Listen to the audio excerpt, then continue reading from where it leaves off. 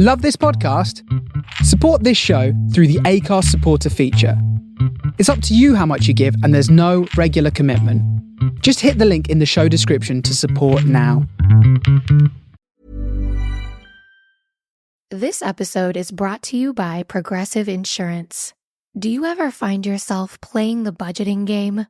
Well, with the Name Your Price tool from Progressive, you can find options that fit your budget and potentially lower your bills. Try it at Progressive.com. Progressive Casualty Insurance Company and Affiliates. Price and coverage match limited by state law. Not available in all states.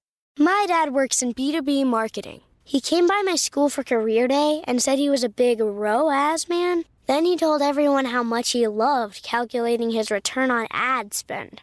My friends still laugh at me to this day. Not everyone gets B2B, but with LinkedIn, you'll be able to reach people who do. Get a $100 credit on your next ad campaign. Go to linkedin.com/results to claim your credit. That's linkedin.com/results. Terms and conditions apply. LinkedIn, the place to be, to be. It took a lifetime to find the person you want to marry. Finding the perfect engagement ring is a lot easier. At BlueNile.com, you can find or design the ring you've always dreamed of with help from Blue Nile's jewelry experts who are on hand 24/7 to answer questions, and the ease and convenience of shopping online. For a limited time, get $50 off your purchase of $500 or more with code LISTEN at BlueNile.com. That's $50 off with code LISTEN at BlueNile.com.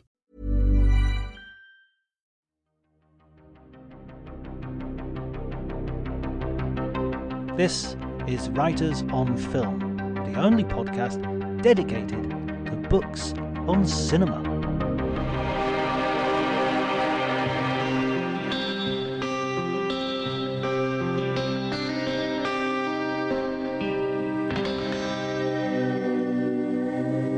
Hello everybody and welcome to Writers on Film. Today is a special episode. What I've done is I've gathered together some clips of audio that I've made while I was in Cannes this year, watching loads of amazing movies and talking to lots of amazing people. So I've gathered some of their recommendations and just some general chat basically about film. And then later on in the episode, we also will have a couple of listeners, Ian Killick and Kairos, who give their recommended books. So it's an opportunity for me to do a slightly different type of episode where we have we gather together a lot of voices and anyway I've got a feeling you'll enjoy it. It's a slightly different episode. If you enjoy it, please remember to subscribe, to like, all that sort of stuff. But before you do any of that, enjoy the conversation.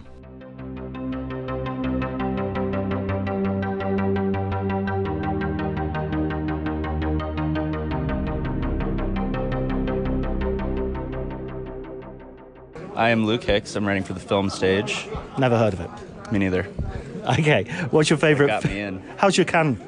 It's terrific. I haven't seen maybe one or two bad things. Everything else has been at least pretty good. Right, okay. Yeah. What's your favourite so far? Oh, man.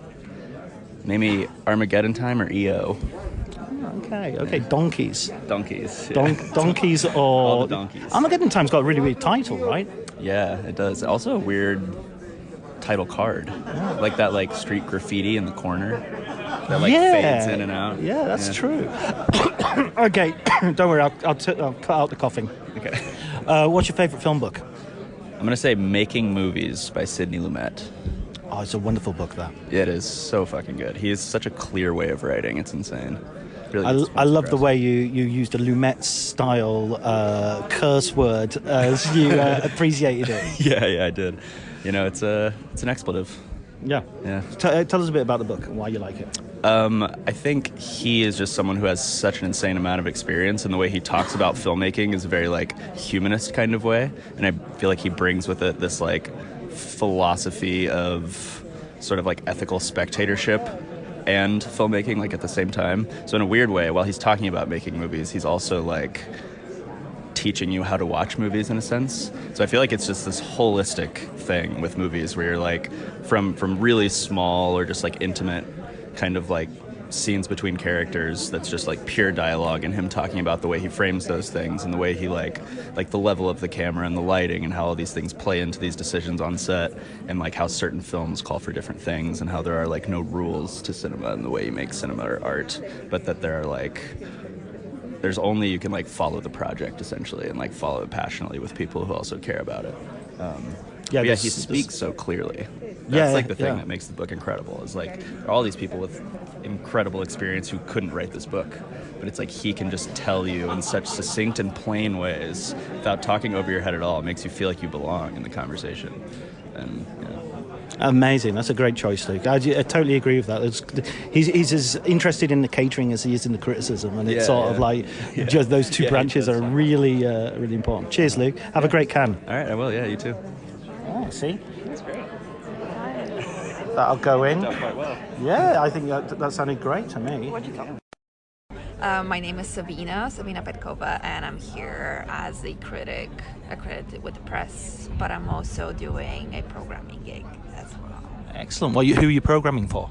It's my first year at Cambridge Film Festival, a part of a programming panel for the autumn feature slate. So we're getting to snag all the good titles. Excellent. That sounds very exciting. And who are you writing for? I'm here with Awards Watch, US-based, and UK-based. I'm here with Screen Queens. Oh, brilliant. That sounds like you've got a full platter of work to do. And we've just come out of the Coen... I keep saying Coen Brothers documentary, but of course it's Ethan Coen's documentary, Jerry Lee Lewis, Trouble in Mind. What did you think of that? Hot take. Hot take. Great music. That's the hottest take of all hot takes, I guess. Yeah. Yeah, it buried a little bit the lead of the stories. People, like, he marries his 12-year-old cousin, and that sort of gets a little laughed off, doesn't it? Yeah, well, we will learn at some point that there was a gunshot involved as well in that story. And again, that just gets passed off as a joke. Oh, he shot someone, yeah, and that's kind of funny. He kind of didn't mean it, but he may have did it, may have not. He didn't mean to shoot him. It's just this very, very intriguing way of portraying it, I think. Yeah. Absolutely. Okay, so what's your favourite film book or your film book recommendation? I think I'd be very happy to say this. It's a book by Juliana Bruno, who is a scholar, but the book is not itself entirely scholarly. I think it's very rich in style and examples, and it's called Atlas of Emotion. Yeah, do you know it? No, I don't know. I'm writing it down right now. I'm putting it on my list. It's a really big book, I think, and it was very difficult to find. Thankfully, Verso Books republished it very recently. It's quite hefty, and it deals with geography and psychogeography, film space, and film emotions as well. So I have never read a better analysis of Hiroshima Mon Amour, to be fair. Right, yeah, right. And it brings out a lot of examples who are from art, other kinds of art as well. Oh, so it's like a very culturally broad, putting film inside a bigger... It's a very rich book in its textures, for sure, and its materials, but everything comes together in film.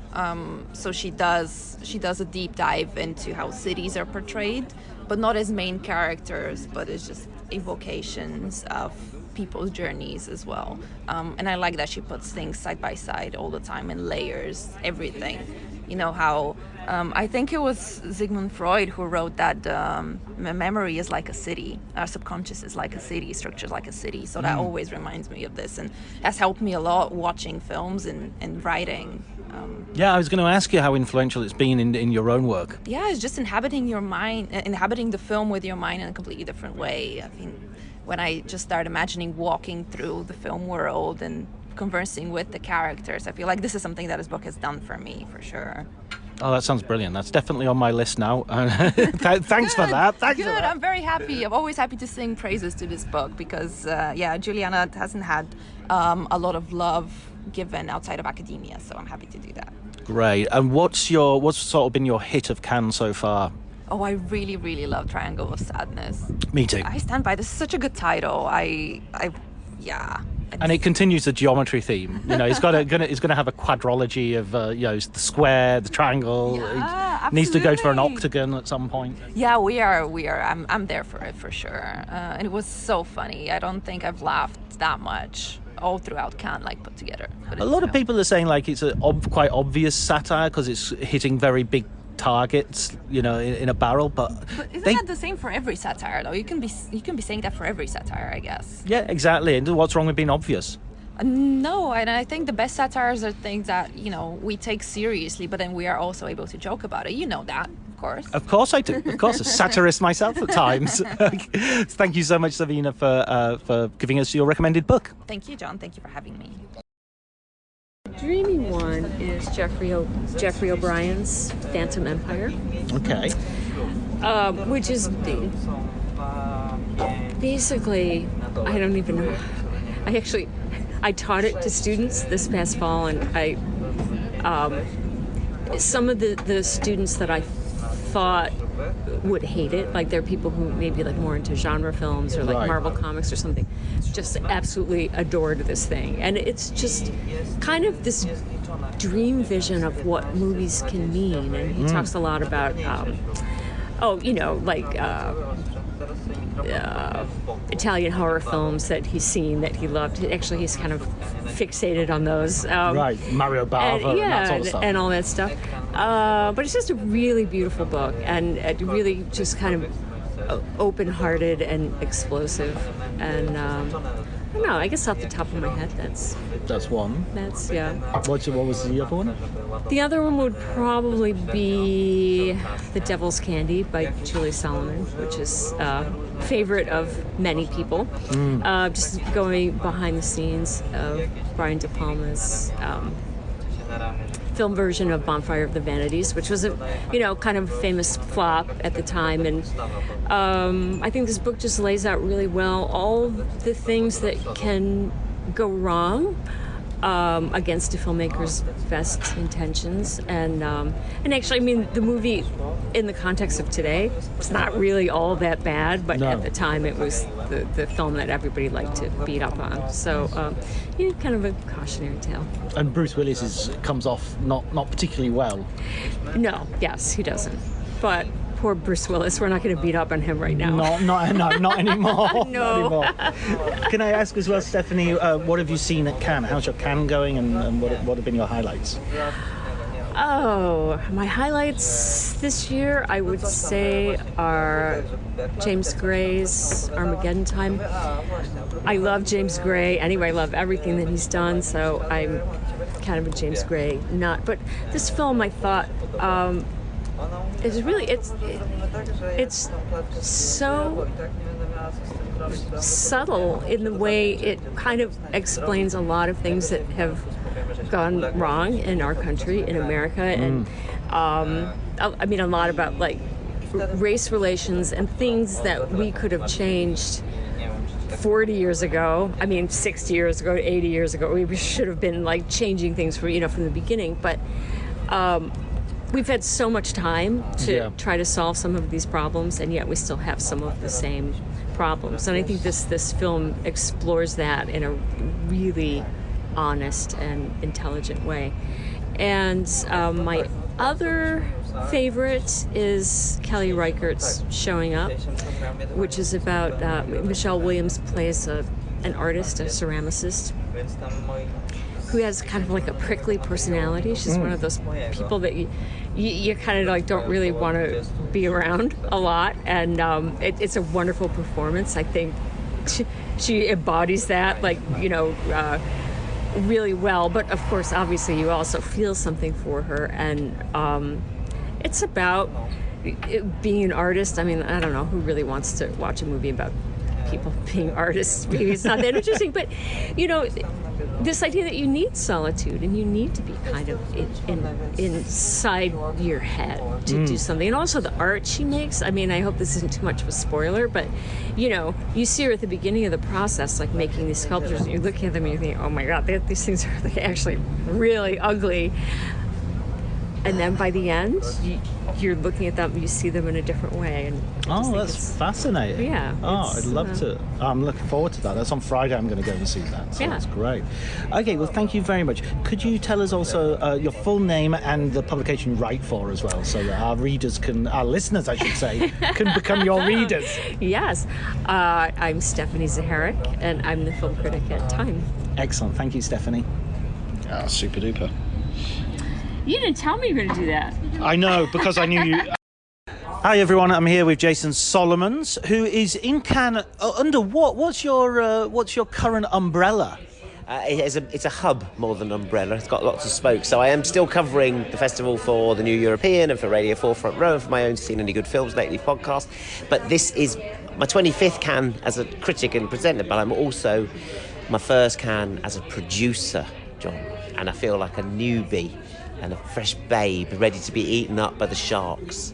And because this is Writers on Film, we're interested in books, and you've got a book which you're actually have optioned and are looking to make into a film. Is that right? That's right, yeah. So this isn't strictly a film book, but it will be a book that's being made into a film by me. It's called A Waiter in Paris, and it's written by Edward Chisholm, and it actually came out in the UK while we were here. So I had it sort of at an early stage, and I completely fell in love with it as a coup de foudre. It's about a young British kid who goes to Paris dreaming of being a writer, full of romantic dreams and new wave images in his head, and he just gets sucked into this world of this Grand Brasserie where he gets a job as a waiter, and we find out that sort of multifarious goings on behind those swing doors. You're there as a tourist dining, but actually back there's a whole world of waiters that are sort of dispossessed Polish aristocrats, crazed drug dealers, wannabe actors, Malaysians, Tamil refugees, Senegalese washer-uppers. It's just a fabulous world, I thought, full of loads of characters, and I just was reading it and casting it in my head and seeing it, and there's lots of little tricks about how they sort of use olive oil to wipe their shoes, slick up their hair, polish those trays so they come out all shining, and the stuff sort of sticks to the tray so it doesn't fall over, and he has to learn all of that, and then he falls in love with a glamorous hostess who's way too haughty for him, and then there's the sort of bossy woman who does all the sort of organising. She's like the maitre d', come madame, this place. Then there's a sort of politician and his mistress who pop in, and there's a director and his actress, and then during Fashion Week there's all the sort of models and fashionistas. I just thought, what a fantastic world. I want to make this into a film. So I've asked the guy who's written it, Ed Chisholm. It's his first book. It's a memoir, actually. I keep thinking of it as a fiction, but it is actually a memoir. This is what he actually did, like George Orwell when he was down and out. Right, I was thinking of that when you were talking. There is that.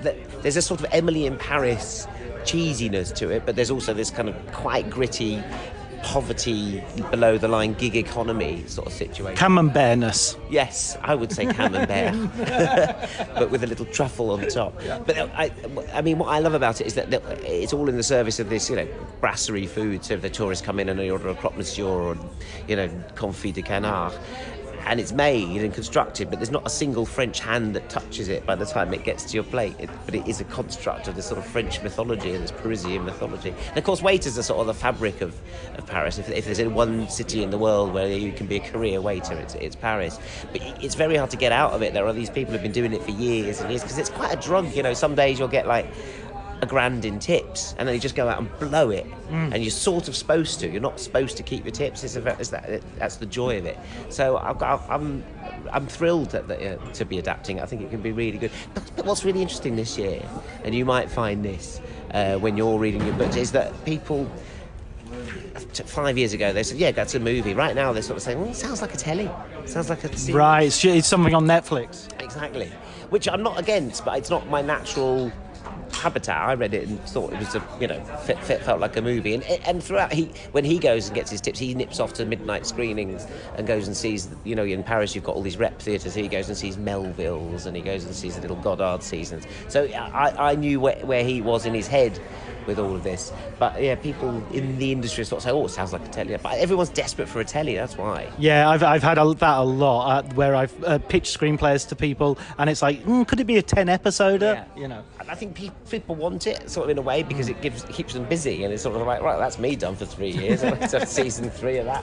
But I still think there's something about movies that works. I mean, we can have a spin-off, can't we, afterwards? But I think there's something about the sort of beginning, middle, and end of a great movie that's how I see it, and I think that's how the book is written. And certainly Ed Chisholm, the writer, he's going to adapt the screenplay, which is quite unusual. Apparently, that doesn't always work. But when I read it, I just thought, well, this guy's a screenwriter. Yeah. And it jumps off the page, the dialogue and the descriptions of Paris and the cold and the strange creatures that live in the sort of in the cheap hotels or the flop houses of Paris. You've pitched it to me. I'm on board. I'll Come see it. Yeah. So have you managed to see any films while you've been here, between pitch meetings and shark sessions? Yeah, I have actually. I've done all right. Not as much as I normally do. Hence, you filling in quite nicely. I missed the Moon Age Daydream David Bowie doc. I did love Mia Hansen-Love's Un Beau Matin, One Fine Morning. It may be because I'm particularly tuned to Paris, but I just love the way she makes the everyday feel just very special. She's got a real textured work, and I think Léa Seydoux, who was here at Cannes last year in the summer with 5 films and was a bit rubbish in all of them, or the films were rubbish. I just thought she was luminous and it's just wonderful in this, and I could watch her. She's on the screen almost all the time, sometimes undressed, and this, I just thought it made sense for her to do it. It was the right. She's looking after her ailing father, she's looking after her son because she's a single mum. She starts quite an ill-advised affair with an old friend, and it's just the sort of, and she has a job to keep down as well, and it's just like, that's what I've got to do today, deal with all of that, and it all comes to a head, and you just think, it's not easy, is it, life, sometimes?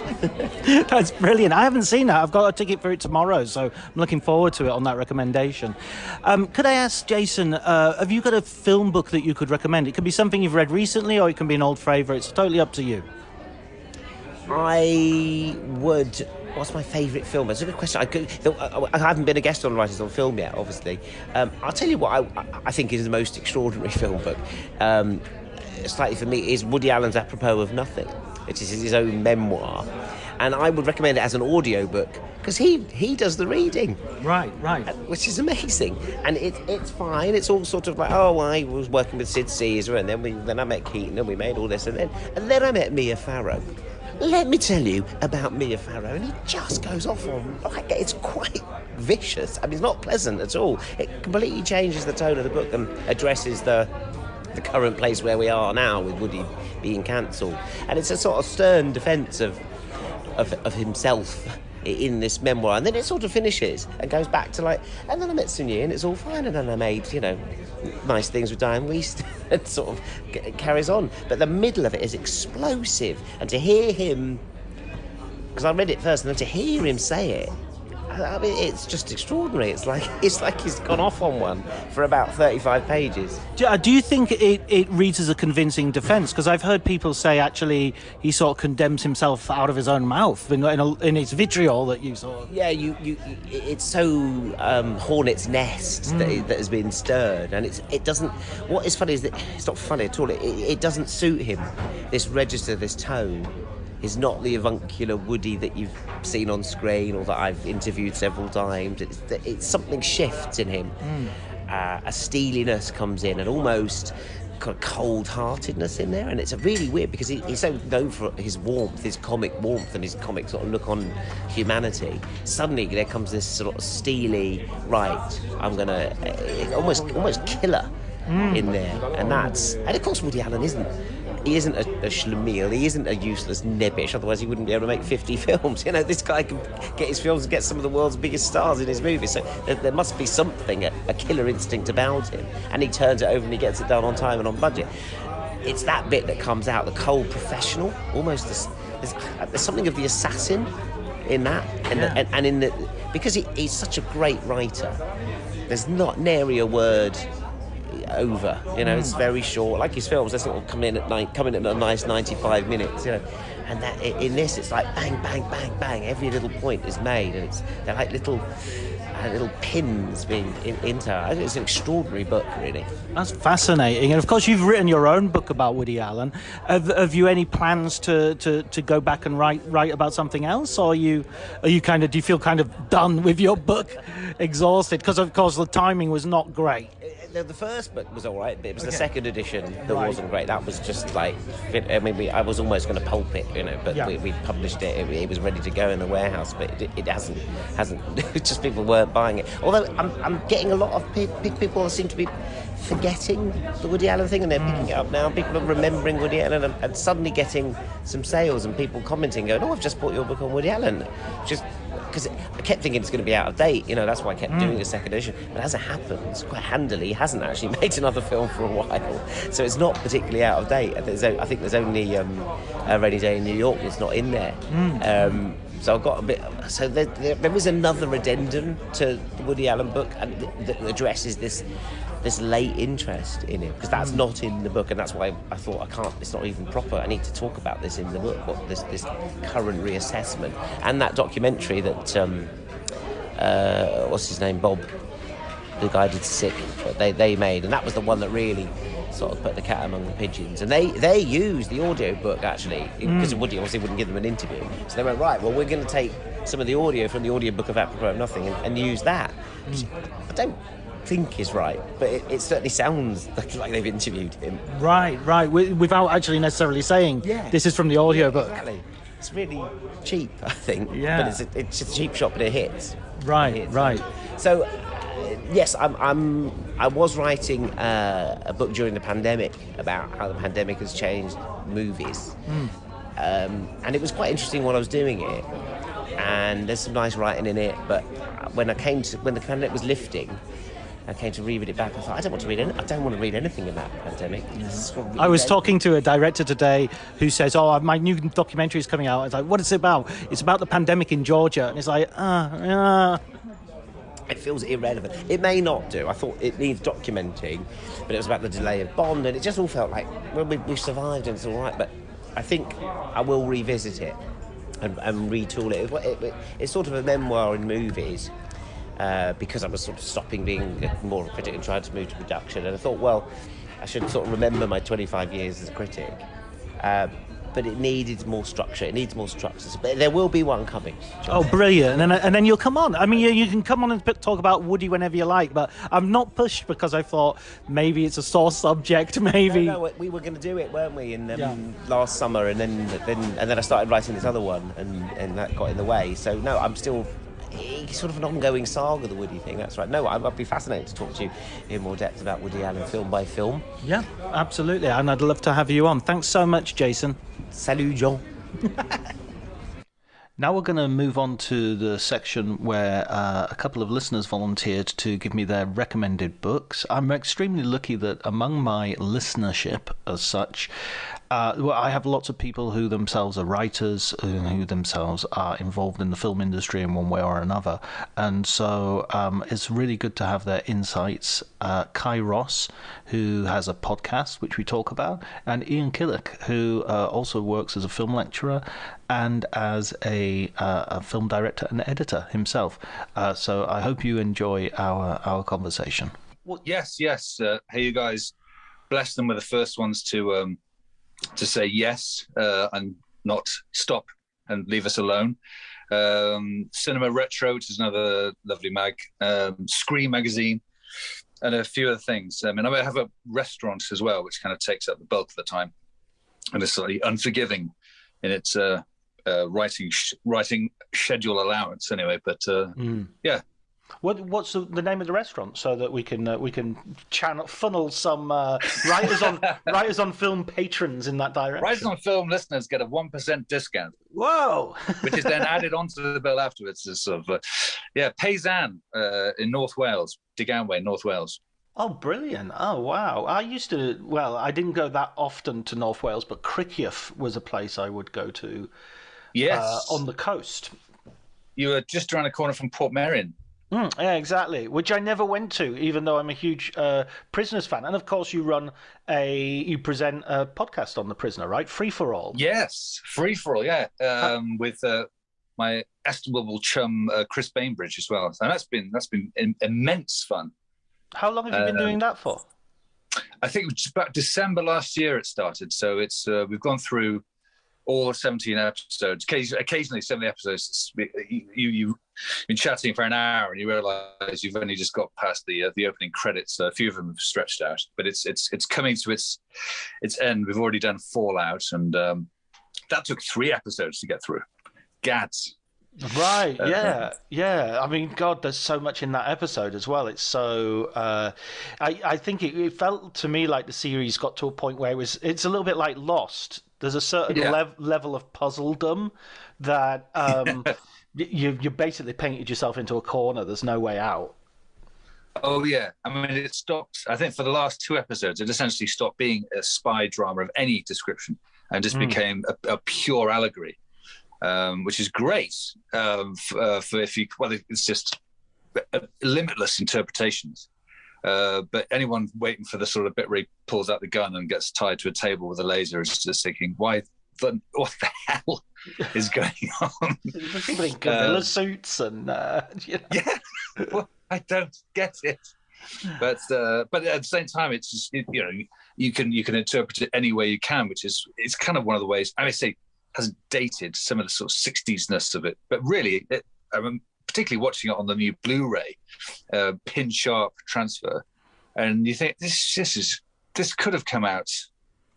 Yeah, a few hairstyles notwithstanding, this has lasted spectacularly well. Yeah, have you read Alex Cox's book on the prisoner?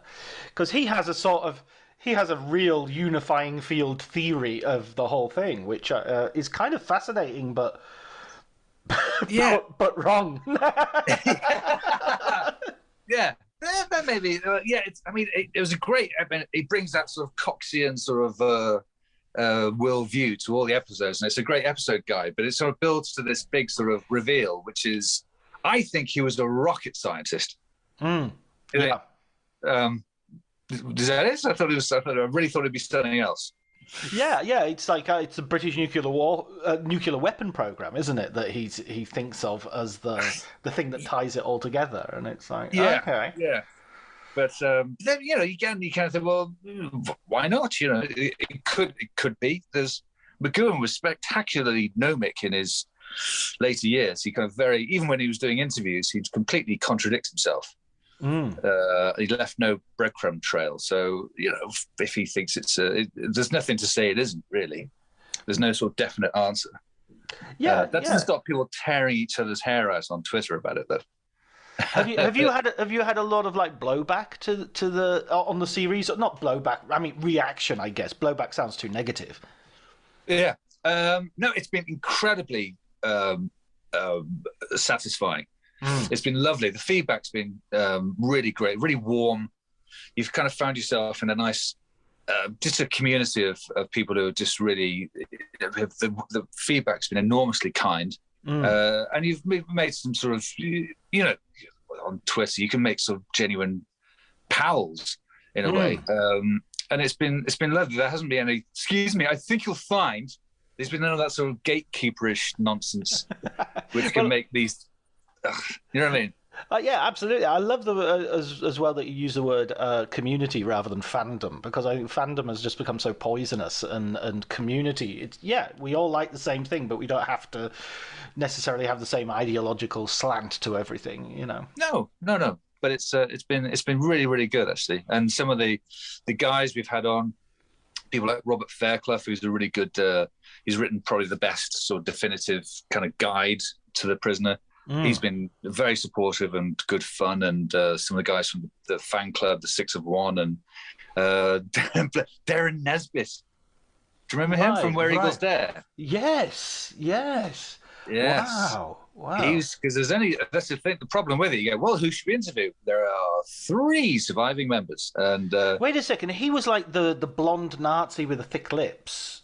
In Where Eagles Dare, yeah. Yes. My God. Takes one in the head after that spectacularly long sort of writing your name on the pad scene. Yeah. My word. But he was great. Yeah, he had a few Richard Burton anecdotes, which was sort of kind of what you'd expect. But he was great fun, incredibly foul-mouthed. We had to sort of I've never had to bleep so much. And Jane Merrow, who, she was in the Lion in Winter, she was in a few sort of quite big films, but she was also, do you remember the Schizoid Man? Peter O'Toole and Anthony Hopkins, Lion in Winter. Peter O'Toole. Yes. I don't like my children, which is actually from Beckett. There's a bit in Beckett where his wife says, "But think of your children," and he goes, "I don't like my children." It's like, okay, that's an alternative. I know it's in a movie and everything, but I get a feeling that's just Peter O'Toole telling you about his family. Yeah. I don't know where I summoned that up from. Yeah. Because he's playing the same king, wasn't he? Yeah, I think so. Yeah, it's just later on. It's kind of like it's one of those weird films where it's kind of historically a sequel, but not not generically not a sequel.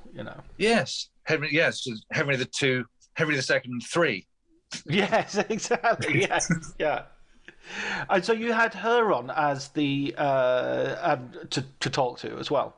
Yeah, she was in an episode of The Schizoid Man, which is the one where they do the wonderful. I think almost all 60s shows did this at some point. The leading actor plays against the leading actor using amazing split screen technology.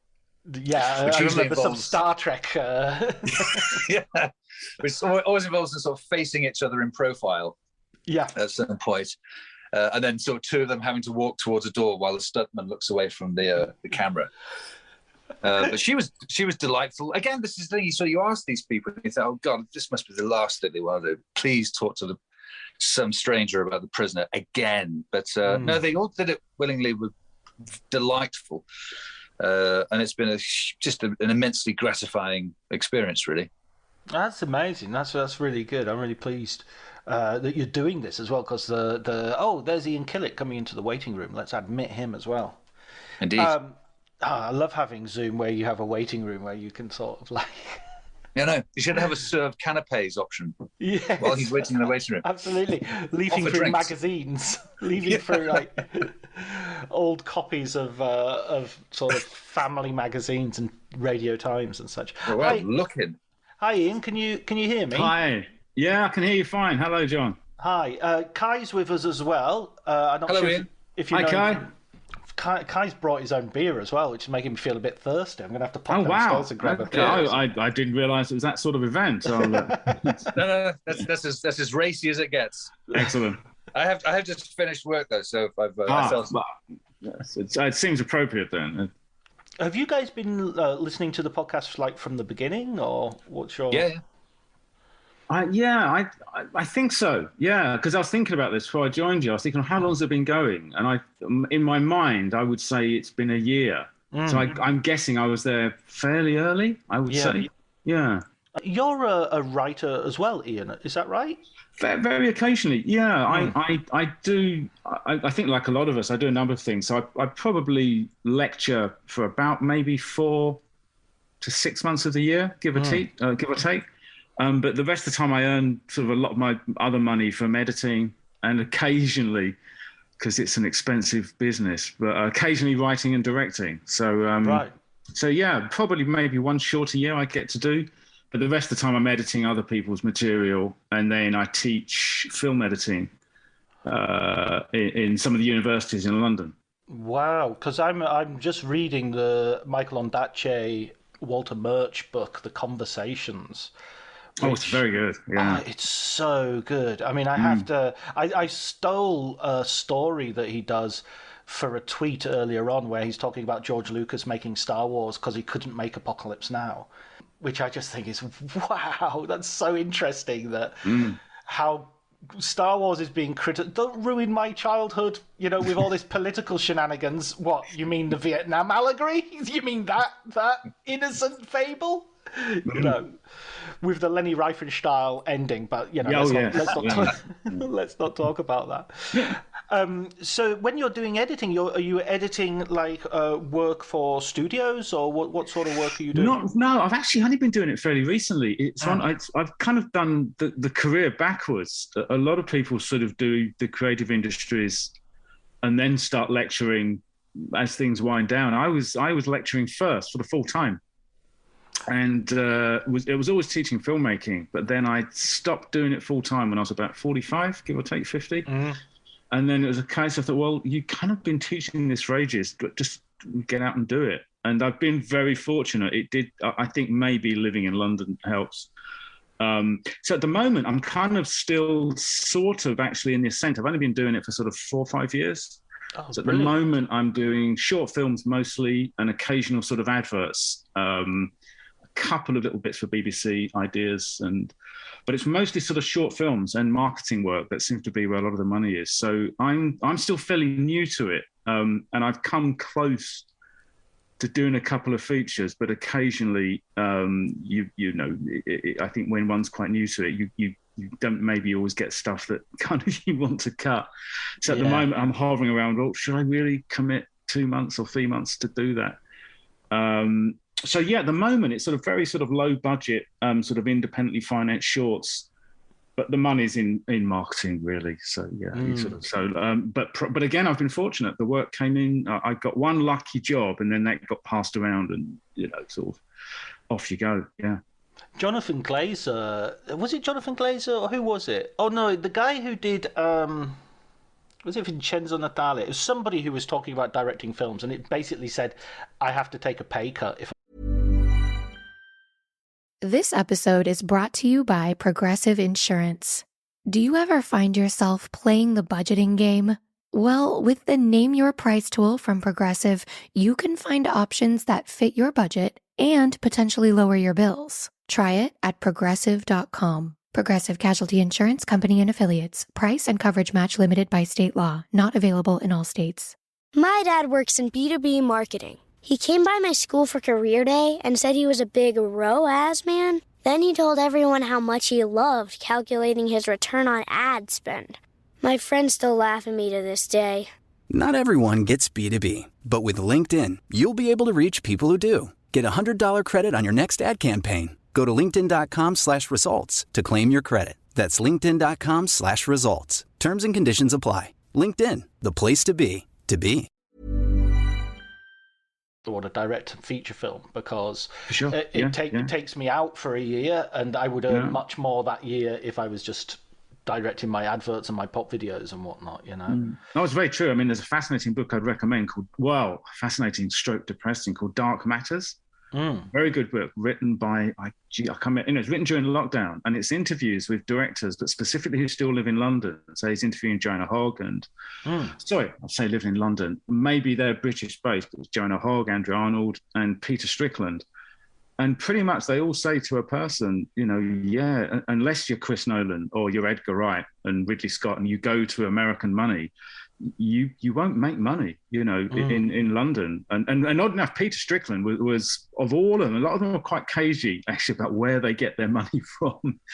It's often you felt the family and friends element kicking in. But Strickland was fascinating, and I say, forgive me if I don't know the exact details, but he was saying probably over 10 years, he said he could add up, what he's earned actually in terms of money from that. He said it's probably about £36,000.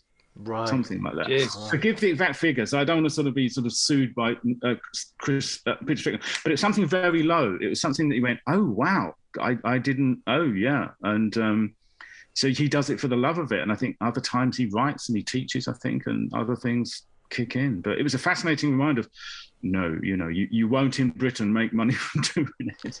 Yeah, it reminds me a little bit what Pat McGilligan was talking about when he was talking about writing biographies, that he sort of said, you don't make money off any individual book, but if you build up a body of work, then at a certain point you reach a tipping point and you find, you're actually getting enough royalties to be a professional writer. But if you think, I'm going to publish one book and that's it, you're on a hiding to nothing. Oh, yeah. Very much so, yeah. And idiot that I am, I said, okay, I'll write a book for you. With that encouragement in mind, I'll do that. Yeah. It's never stopped us. No, it doesn't stop us doing it. Do you get your kit from from your teaching job, or do you just get? I suppose as a self-employed person, you have to get things like Avid Media Composer, which I probably prefer cutting on Premiere Pro, but obviously you use that as part of your, you claim against that at the end of the year. So no, it'd be lovely if we got those kind of resources, but no, you kind of have to be a sort of a one-man band, but you claim it back, I guess, at the end of the year. But when it comes to sort of filmmaking, if I'm directing, you're using rental houses in London just to hire all the stuff, I guess. Yeah, and it's. As you say, I think I've certainly lost money on every short I've made. you do it. I think it's one of the things I lecture. So I'm gonna steal a phrase now. I'm gonna steal it from George Lucas. So I only direct sometimes. So I've got something I want to edit, and I only write so as I can have something to direct, which is something that he said to Paul Hirsch, I think. when they were cutting Star Wars. And I think there's something in that. So I do like lecturing, particularly because it is about film editing. So it is a privilege to be able to just talk about film editing all day. But a lot of it pays then for the privilege to make a short film. And then I grab whatever editing work I can to sort of supplement it. So so it's definitely the tail wags the dog. Yeah. God, that's so interesting, especially when you think of people like Strickland and Joanna Hogg, and you think, oh, you guys have arrived. You're here. You're going to be invited to every festival and all the rest of it. And then they basically have to have a day job. There was what was the name of the Kelly Reichardt? There was a story in on Twitter that I read where it was saying like she has to have a teaching job. She has to have a day job. She lectures, and I think she actually lectures kind of full time. I think as well. Mark Jenkin, who does Ennis Men and Bates. Yeah, he teaches still at the University of Cornwall, I think, or maybe Devon. Yeah. So he's made it. Guy's been at Cannes for good. But I interviewed him this year. I interviewed him after Ennis Men. Ennis Men. Yes, it's pronounced men, isn't it? It's because the word is for an island. It's Cornish for island, apparently. What about you, Kai? Have you ever sort of gone into on the other side of the camera, sort of? Oh, directing. Yeah. No. I studied script writing in university in the late 90s, and then made the brilliant decision to go back home to North Wales. And sort of, I should have. I was working for Channel 4 before. I should have just gone. This is regrets. I've had a few. Should have gone basically straight back down to London, but I stuck around, and I sold a couple of scripts straight off the bat, which was wonderful. And then got it into my head somehow that, the internet's just arrived. I can do everything by email now, and I can just stay up here. And then, you know how it is. I think if you sell a script, they'll give you the option, and you get paid for rewrites. But the bulk of it turns up when they film it. First week of principal photography. Yep, which never came. Right. We had a sort of a read through with all the cast. I think Rob Brydon was there. He was going to play the lead. I was like, you better take September off and October, because I think that's... And then it just didn't happen. Meanwhile, I think I might have to get a credit card to cover some stuff here. And I ended up sort of taking over the restaurant from my parents. For the 6 months I thought it would take to get it back on. And that was 19 years ago. So You're right. Yeah, I wouldn't advise taking a restaurant if you want to do anything else. So a little bit, it hogs your time. Yeah, it's not exactly like you've got a lot of free time either side of that for, as you say, writing or pursuing other interests. Yes, but I mean, I've got enough time to. I mean, working on a script now with somebody else's kind of input, that would be quite interesting. So you do have time management if you can block it off. But just kind of using contacts you've made over the years to maybe sort of nudge stuff further than just sending stuff blindly to a production company, which I think is kind of like trying to attract the attention of a passenger plane by flicking elastic bands at it from the ground. What a brilliant image. What a beautiful image. I'm gonna steal that. Consider that stolen. I think I stole it from a friend of mine, so yes, it's doing it's doing the rounds. At some point it's going to arrive back at you, and you'll like a boomerang cliche sort of thing. Not cliche, better than a cliche. What about what films have you been sort of seen recently that I'm sort of thinking not even recently, but just this year? Has there been anything that you've watched that has stood out particularly? Yeah. Oh goodness. I mean, I think it's been a really good year, as the last couple have been, and I think some standouts for me: The Innocents, which I enjoyed enormously. And The Quiet Girl, I thought was good. Compartment Number 6, I think definitely very good film. That I genuinely was, it's the thing you want from a film. I came out moved, and I felt the characters, I felt every beat of it, and I thought it's just a wonderful. The thing I enjoy more than anything is the sort of, films, what does it mean to be human? And it means being flawed but forgiving. And I thought Compartment Number 6 was fantastic. Worst Person in the World, I think would be high up there. And I think I'm particularly amazed, that the chap who wrote, or was the co-writer, I think, of Worst Person in the World, also wrote and directed The Innocents. And you think, that's a rare talent. So I'm probably going to put those two, because I think for the fact that one person can write both of those, and they're such incredibly different films. But for me, The Innocents, I think, is near the top, purely because it's such stripped down cinema that the concept is so simple, but every scene is, I think, particularly because I'm fascinated with editing, but every scene is just maximized in terms of suspense. It's one of the most slowest built films of dread I've seen. So, The Innocents would be very high up, I think, for me. Yeah, it's a real slow burn without being a slow movie as well. That's the thing, which is a real trick to pull. Yeah, that's a very good way of putting it. It's not slow, but it's a slow, and that because some films are slow burns, but they're just slow. That's a wonderful way of putting it. And so, that's probably very high up for me. That film. That's going to have another rewatch, I think, soon. Yeah, I remember watching Compartment 6 and at the very beginning really hating it, thinking like in the first 10, 20 minutes I was just thinking, God, this guy's so awful, and I know where this is going to go, but I don't know how the hell it's going to get there because this guy's such an idiot. And then it worked. It managed to do exactly that. And there was a bit where I realised, oh wait, it's not a love story. It's like lost brother and sister coming together. It's about friendship, and I really like films which are about friendship, which really value friendship rather than think, well, it's second best. Friendship isn't a failed romance. It's a thing in and of itself. It's a very good thing you say, because I do remember. Now you say it, I'd forgotten that, but I definitely found it a bit annoying because I thought there's no way a woman, even back then, it's set 30 odd years ago or something. Even then, no one would tolerate anyone that annoying. Why doesn't she just go away? But after something definitely clicked after 20 minutes, and that was it. That wonderful moment in the cinema where you lose sense of space and time and the walls around you. You're in the screen. But 20 minutes, that's interesting. I was quite annoyed by her for just allowing him to carry on. Exactly. And I thought, this is ridiculous. Come on, say something. But then her power was the way she dealt with him, and it was fascinating.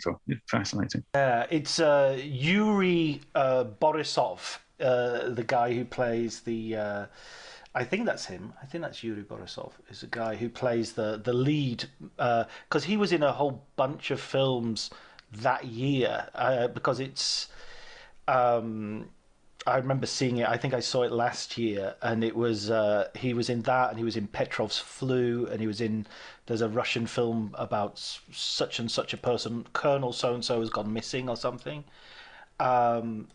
It had that, and it just really made you think, wow, this guy, he can do everything. He's just amazing in everything. And it's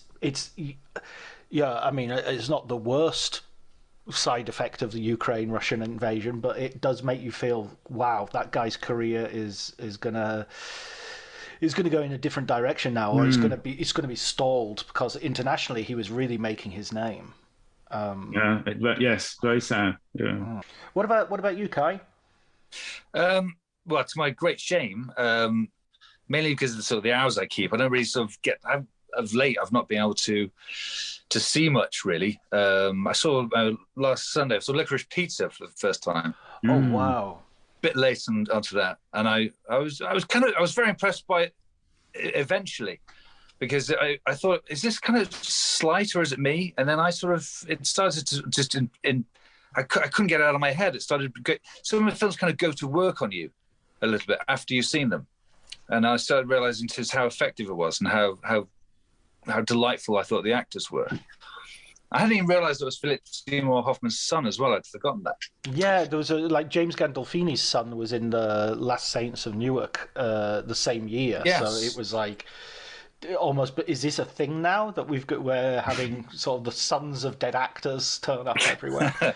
Was that? I just heard nothing but kind of 3-star reviews for that. It seemed to be sort of Many Saints. Yeah, yes. It fully deserved those 3-star reviews. It wasn't good. It was if it was an episode, if it was a bottle episode of The Sopranos, you would have been going, what the what's this? You know, because it was hitting very similar beats of sort of misogyny and, you know, but without it wasn't convincing.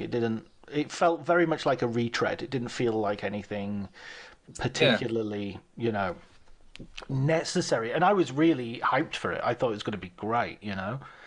But yeah, no, it just didn't do it for me. It felt very like a TV movie, which I guess is what it ended up being. Yeah, I suppose it's I've also, I mean, it's a continuation of lockdown, really. Sort of trying to fill in missing pieces in my sort of history. I've been on a bit of an Alan Delon binge, and I've all these things that you think, oh, like the Samurai. The first time I've seen it, for crying out loud, I should have seen that when I was 16. And then that bumps. Then instead you watch that and you think, you do a bit of research and you think, Flick, I'll try a bit of that. Somebody put me onto the Cercle Rouge. Mm-hmm. The guy I did the podcast with about the Gallo, Dark Matters. I forget his name, but he put me onto the Cercle Rouge. So yeah, it's more a bit of that. So to my great shame, I've got a big lot stacked up. I really want to see the Souvenir Part 2. That's ready to go. But also, I'm sort of kind of cursed with the unavailability of. I've only got the one cinema, which usually only has the one Marvel film on 18 available screens, right? And Downton Abbey. Yeah. There's always spoons in the restaurant which you can use to gouge your eyes out if you want an alternative. I mean, Licorice Pizza I loved. I went to see that. I was in a film festival in Norway, and there was a late-ish sort of 10:30. I mean, let's face it, in Norway in winter, 3:30 is late. But it was like a 10:30 screening, and I was tired, and I said to a guy I was with, I'm not sure if I'm going to make it. And he went, no, you haven't seen it. You go and watch it, because I guarantee you the minute it starts, you'll forget what time it is, and you'll just go through the whole film with a smile on your face. And I did. And there are scenes in that where I think, I've never seen this before. Like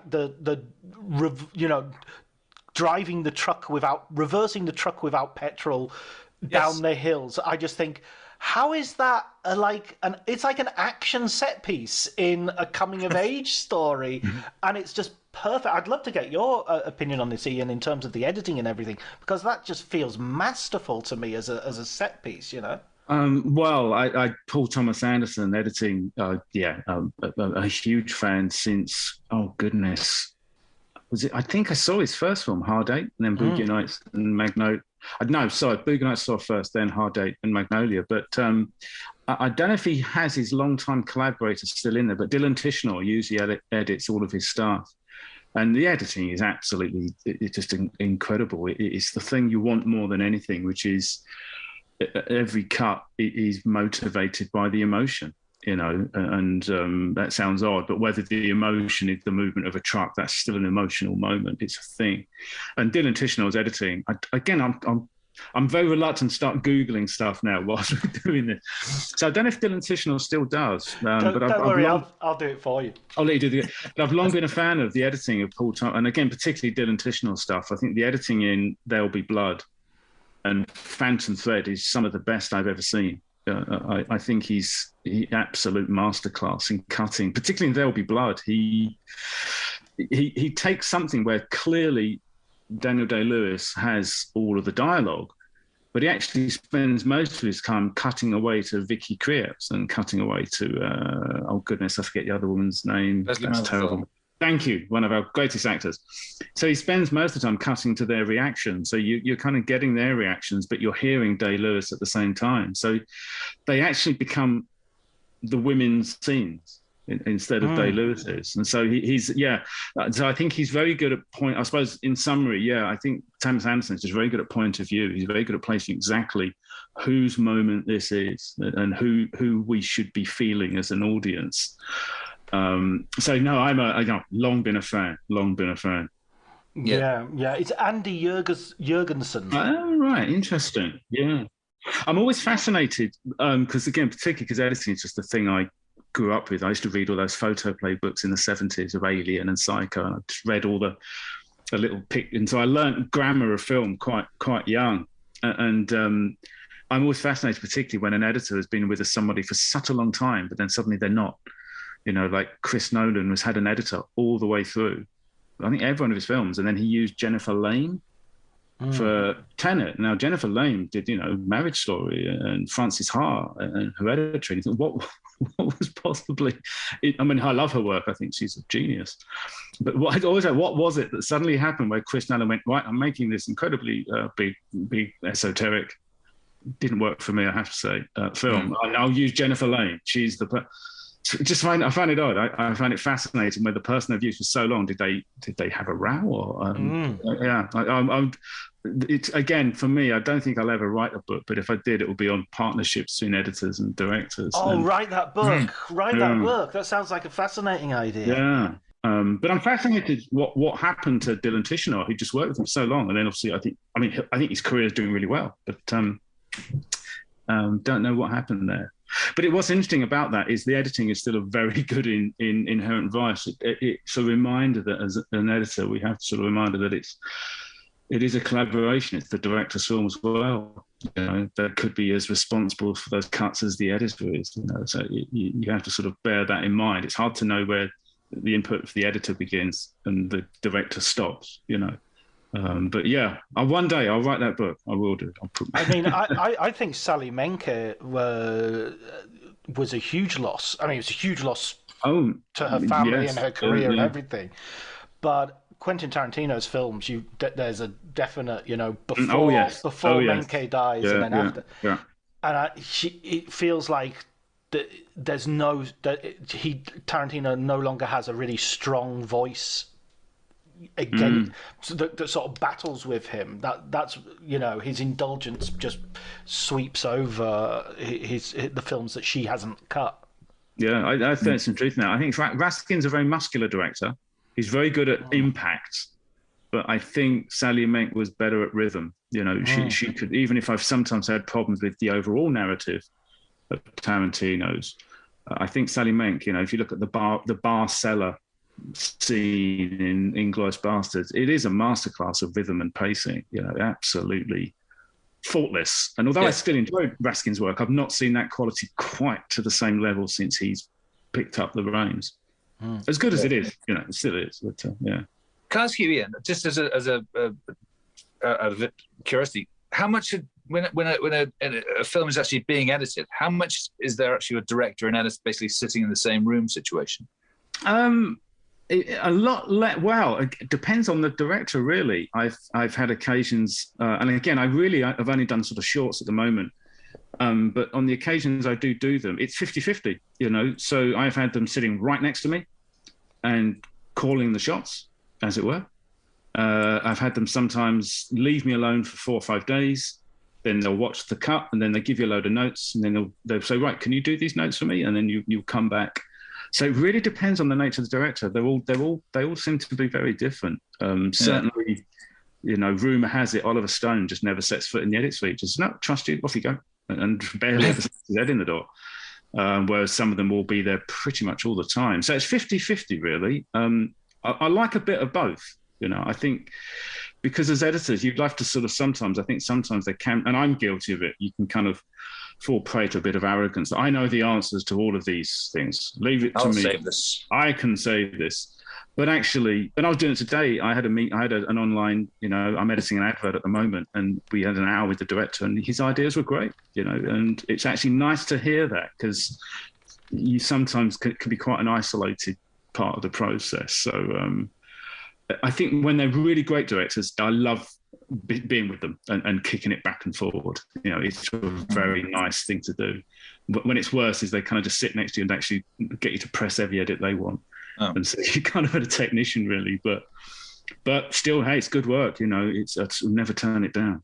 There's a book I read called Dream Repairman: Adventures in Film Editing by Jim Clark, who's an editor who's done a whole bunch of famous films, James Bond films, and I think Midnight Cowboy was one of the first films he worked on, and the whole premise of the book, it's an entertaining book and everything, but the whole premise of the book is him receiving the film, from the title, Dream Repairman, him receiving the film and going, what's this shit? What a load of rubbish. Oh, okay, here I go, and fixing it, and so it's like, I think he edited The Sorcerer, the William Friedkin film. Oh, wow. And him saying, it was rubbish. It was absolutely, you couldn't make head and the tail of it. And I managed to put something together which could be screened. And one of the James Bond films, I remember, he's just so snarky, this guy.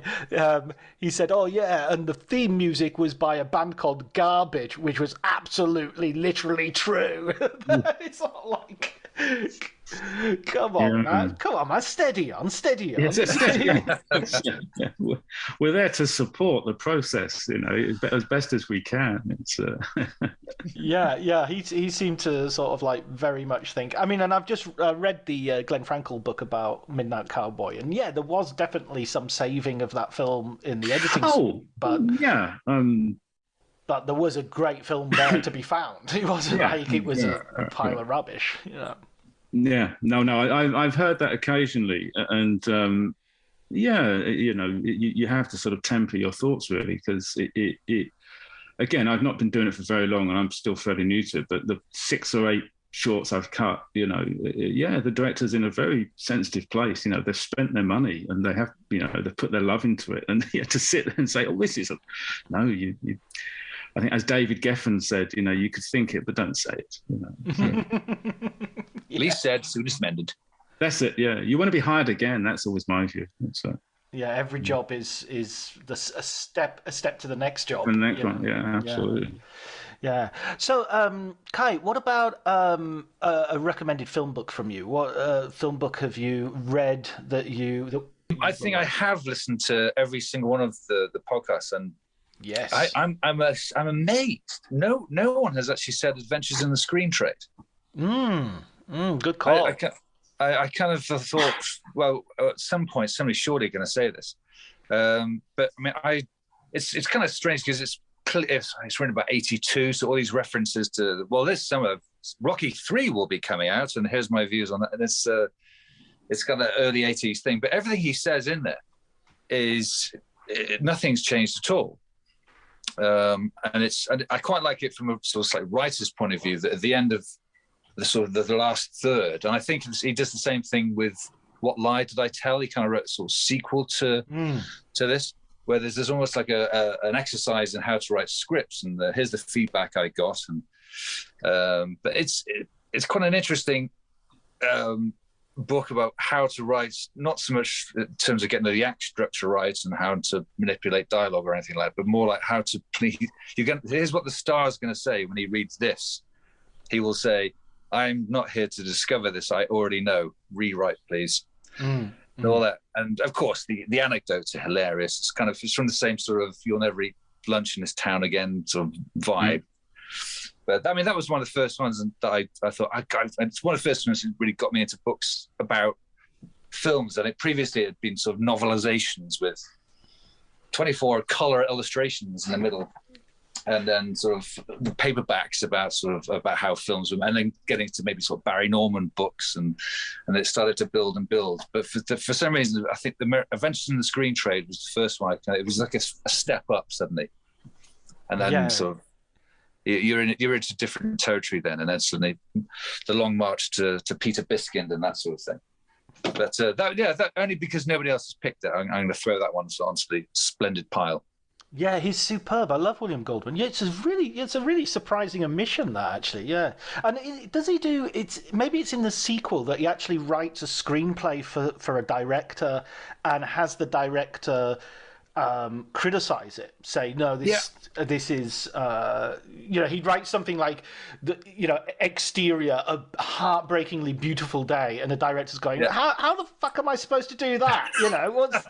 How do I film that? I think it was George Roy Hill was the director. That's right. He gave to. Yes, that's true. And it was like a magic haircut. It was like a short story about a magic haircut. And his best friend says, "I really like your hair, man." And George Roy Hill says, "No kid would ever say that to his mate." So there's stuff like that. But yeah, because obviously he wrote the Butch Cassidy script, so he had form with him. But yeah, no, it's wonderful. Yeah, the feedback was just fascinating to read, and it was quite nice that somebody like Goldman would actually allow the readers to read the negative feedback of his script. This $1 million a rewrite script writer still gets feedback saying, "What the hell's this?" Yeah. How am I supposed to do this practically? How can I? Yeah, Jesus, William, you should know by now. It's interesting because Goldman always strikes me as well as kind of the opposite. I don't know why I sort of think of the celebrity sort of fight, death fights, but I always think of William Goldman and Robert Towne being in opposite corners for some reason, even though they're probably very similar as in terms of career. But William Goldman is very much revealing, this is how I do it, nobody knows anything, we're all a bunch of schmucks. And Robert Towne feels more like, I'm not going to tell you that I actually wrote this with another guy in the room collaborating with me all the time. I think, Goldman was very good at sort of just saying, "I can't believe I did." His favourite anecdotes seem to be the ones where he screwed up royally. I think maybe he's enough of a writer to understand. He probably thinks the reader will think, this is actually the most interesting. This is one they'll skip to. Yeah. But at the same time, it takes a sort of bit of selflessness to be able to say, here's the time I tried to write this, and oh my God, what a nightmare. I mean, one thing I've noticed doing the podcast is bad movies make great books, in the sense that, it's the Bonfire of Vanities which makes the best film book. Not. I mean, the Mad Max Fury Road is kind of like really, really trying to prove that wrong, by saying, look, let's see how a great film is made. But even there, you're kind of very aware of how close that came to going absolutely wrong. What about you, Ian? Have you got a film book recommendation? Well, I mean, again, I think all of the ones that have been, covered in the podcast would be high up the list. So I sort of, like Kai, I don't want to sort of go over ground that's been covered. So there's probably, I think one, and it's just a bit of a tricky one because you have to get it on import. You can't get it. It has not been released in this country, but this one is just purely for the fun of the absolute chaos, but actually something kind of fun came over it. So I'm going to go fairly lowbrow, and I'm going for a book called The Making of a Hollywood Cinderella Story, which is about the making of Caddyshack, and it came out a year ago. And it is fascinating. Why it's not had a release here, I don't know. I had to get it imported. It's I've got it here. There we go. And it is a delight. So I'm going for a lowbrow film, but it contains all the stuff that you'd want from a really good making book. The writing of it, which was a complete chaos. There wasn't, as you'd imagine, there wasn't a script, and the absolute chaos of filming it with staggeringly difficult personalities. I mean, you do wonder at the sanity of poor old Harold Ramis, who had to sort of work with these people, and then chose to do it again many times with two particularly very difficult men. But I found it fascinating again because I think for the same reason Kai said with Adventure in Screen Trade, it's the best ones really look under the hood, and you get under the hood of all the decision-making processes. And again, this is an interesting one, but, it was chaotic, a little bit like, say, Bonfire of the Vanities maybe, but you got the sense that they still kind of knew what they were making. So like Mad Max Fury Road, you get the sense that it sails close to the wind, but they still kind of knew what they were doing. But what's fascinating in particular is that when they had it finished, they actually, I think this is the sort of the particularly fun part of the book, is they actually basically did rewrite the film in the edit. This was one of those ones like, what was the William Friedkin musical that was a huge flop, but then the editor did come in and re-put it together again. I can't remember. It was before French Connection. So, not Renovated Minsky's. Oh yeah, and Friedkin claims, oh yes, that was all my idea. But I think on this occasion the editor did say that. So it was interesting that, and that film was literally rewritten in the edit, and Caddyshack was as well. So they had a cut that was something like 4 hours. and they pretty much cut all of the stuff out with the teenagers and said, well, the story really is, the older guys battling against each other to sort of claim that. So that, and I thought that was fascinating, that you think you've got one thing, but they literally did cut pretty much 2.5 hours out and said, we'll just get rid of all the stuff with the teenagers. That's just not interesting. Adrian Brody lands on the cutting room floor. The thin again. red line pile. Yeah. So it's a lowbrow book, but it's, again, I put it up there with, it has the depth and breadth of, the Chinatown book and the Highlander book. It's in that book, and the Mad Max one, which is a fascinating approach. But highly recommend it. It's obviously, I think you need to have maybe fond memories of the film as a kid to sort of get it. So it's possibly a little niche, but it's a wonderful read. It's up there, I think, with the best of them. What's the name of the writer? So the writer is Chris Nashawati. Let me just hold that up. Not sure I can quite get that. Okay, Chris Nashawati. Yeah. Nashawati, I think is the pronunciation. I'll put it in the show notes so that people can try to get it on import. It might just be simply he hasn't got it on Amazon. Right. Yeah, right. I just got it through Amazon, and it's just there's an odd one. Just hasn't had a release in this country. But I mean. But there is a thing about British libel laws, which there are some books that have never come out about Hollywood specifically that haven't come out in England because they think they would get sued, essentially. Okay. Yeah, because in America you've got freedom of speech as a sort of constitutional right. Of course, yeah. That would make sense because yes, now you said that does make a lot of sense.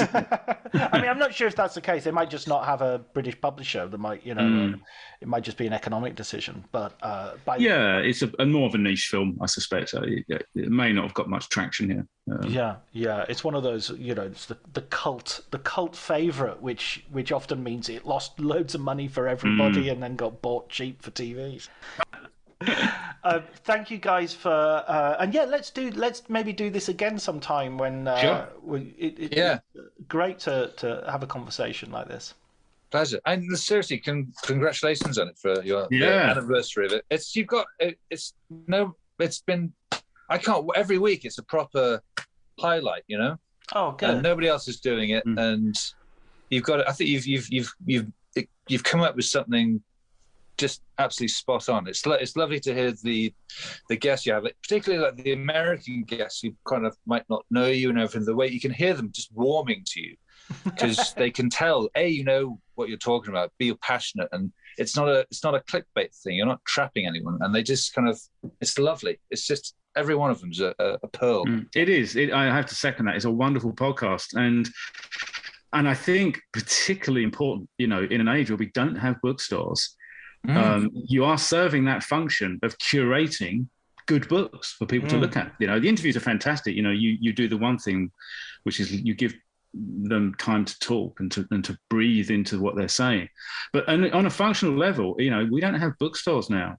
So you need a curated place to find good books, and it's wonderful. I'm just like, what's my next book? I know I've got one coming soon. So it's lovely to have almost a good editor saying, well, this is how this is. It's like you're curating a really good store of books for people to find. So no, thank you. It's a wonderful podcast. Oh, brilliant! I really appreciate that, guys. It means a lot. It means.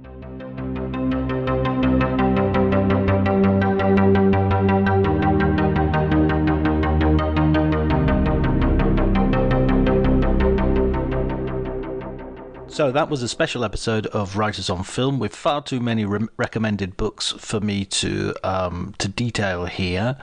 It was really great talking to a diverse bunch of people, from film critics like Luke Hicks and Jason Solomons, all the way through to Ian Killick and Kai Ross and everybody else in between. I'm sorry, I'm not naming everybody, but I'll put them all in the names in the show notes so that you know who you were listening to. I really enjoyed that conversation. I really enjoyed the variety, and I hope you did too. Thank you very much to Elliot Atkins for the music, to Ali Harwood for the art. Thank you to everybody who took part. Absolutely great. And thank you also to the listener.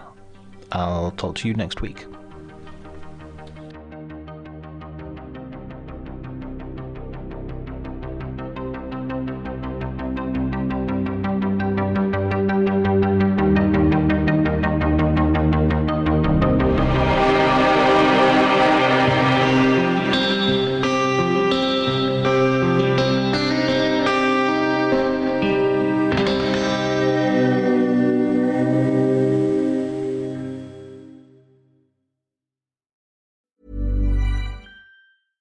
If there's one thing that my family and friends know me for, it's being an amazing gift giver. I owe it all to Celebrations Passport from 1-800-Flowers.com, my one-stop shopping site that has amazing gifts for every occasion.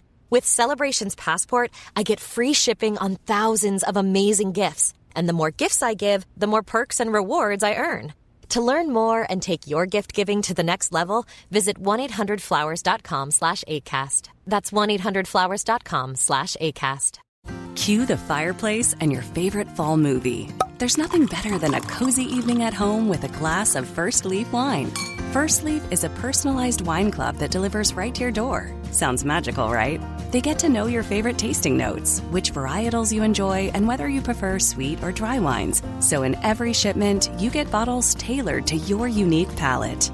Go to tryfirstleaf.com/fall to get your first 6 wines for just $44.95 with free shipping. This episode is brought to you by Progressive Insurance. Do you ever find yourself playing the budgeting game? Well, with the Name Your Price tool from Progressive, you can find options that fit your budget and potentially lower your bills. Try it at Progressive.com. Progressive Casualty Insurance Company and Affiliates. Price and coverage match limited by state law. Not available in all states.